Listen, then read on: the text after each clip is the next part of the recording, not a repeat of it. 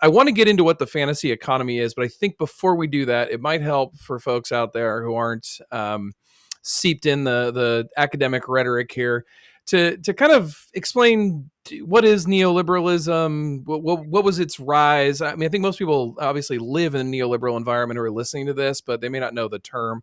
So can you Yeah, kind of give a brief history of that? yeah, for sure. I mean, basically, neoliberalism is kind of the version of capitalism that exists in the United States, in the West.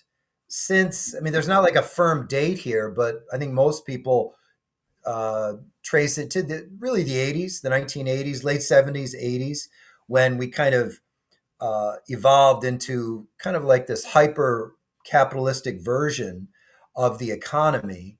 And the intellectual origins go back much further than that. You can read historians and others that talk about some of the economists, philosophers in the 40s and 50s. But really, the story I tell is even though I do go back prior to the 80s, it's mostly a Reagan up to the present kind of story.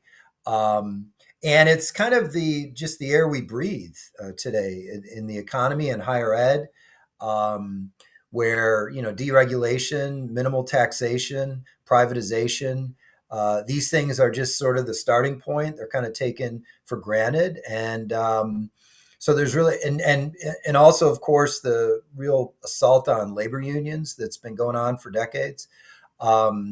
It's really kind of the corporate, you know, domination really of the economy.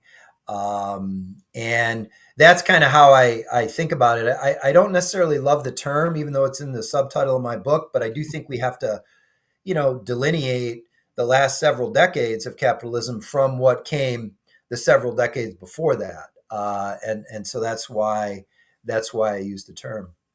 Yeah, and I think right, it's important for listeners to know too that this, we think of the political parties always warring with each other, and at some level they are, but generally, and Mark Blythe talks a lot about this. There are these different, eras of shared ideology. So there's, a basic commitment to laissez-faire free market capitalism from the late 19th century till about the 1930s, when you get Keynes economics, where they say like, hey, government needs to be manage the economy to protect capitalism from capitalists.